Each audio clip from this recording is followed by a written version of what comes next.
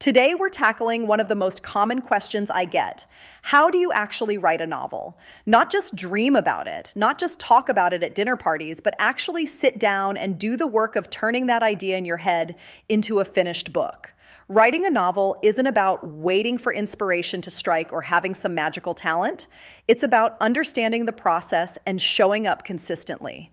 So let's break this down into practical steps that actually work. Before we get into structure and word counts and all that technical stuff, let's talk about why you want to write this novel. Because here's the truth, writing a novel is hard. It takes months, sometimes years. There will be days when you hate every word you've written. There will be moments when you question whether anyone will ever want to read what you're creating. Your why is what's going to get you through those moments. Maybe you have a story that's been burning inside you for years.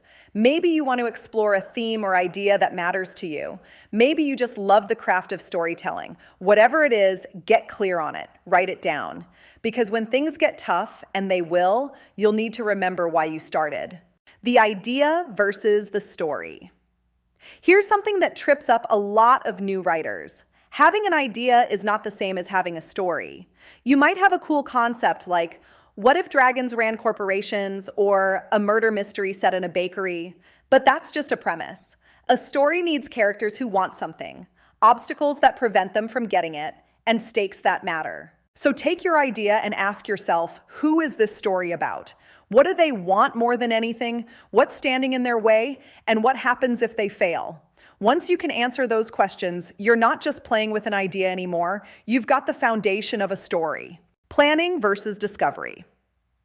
Now, there are generally two types of writers, planners and discovery writers.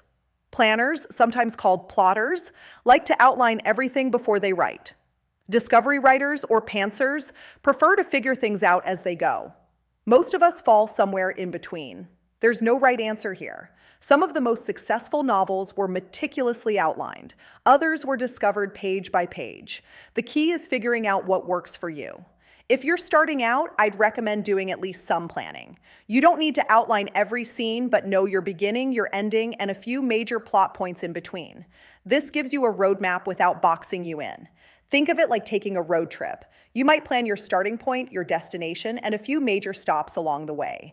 But you're still free to take detours, explore interesting side roads, and change your route if you discover something better.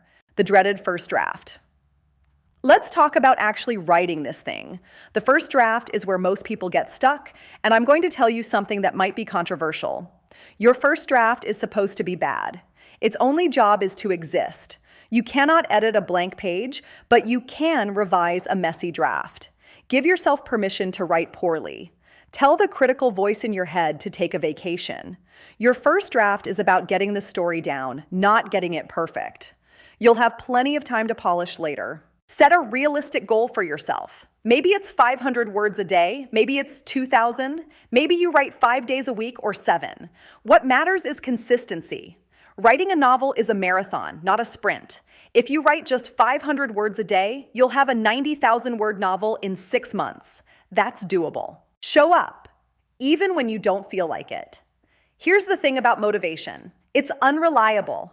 Motivation gets you started, but discipline gets you finished. You're not always going to feel inspired. Some days, writing will feel like pulling teeth. Write anyway. Treat your writing time like an appointment you can't miss. You wouldn't skip a meeting with your boss because you weren't feeling inspired, right? Your novel deserves the same respect. Even if you only manage 200 words on a tough day, that's 200 words more than you had before. Understanding story structure. You've probably heard of the 3-act structure. Act 1 is the setup, where we meet your characters and their world. Act 2 is the confrontation, where things get complicated and your character faces escalating challenges. Act 3 is the resolution, where everything comes to a head and conflicts are resolved. This isn't a formula you have to follow rigidly, but it's a useful framework because it reflects how humans naturally tell stories. We set things up, we complicate them, we resolve them. Within that structure, you've got infinite room for creativity. Think about your favorite novels or movies. They probably follow this pattern in some way, even if they play with it or subvert expectations. Understanding structure gives you tools, not rules. Characters that feel real. Your plot can be brilliant, but if readers don't care about your characters, they won't care about your story. So how do you create characters that feel real? Start by giving them contradictions. Real people are complicated. They want things, but they're afraid of what happens if they get them. They have strengths that are also weaknesses. Know your characters' desires, fears, and wounds from their past that shaped who they are today. You don't need to include all of this in the novel, but you need to know it. It informs how they react, what they say, the choices they make. And here's a big one.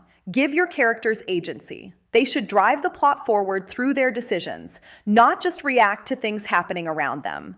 A passive protagonist is a boring protagonist. The muddy middle. Most writers hit a wall somewhere in the middle of their novel. The beginning was exciting because everything was new.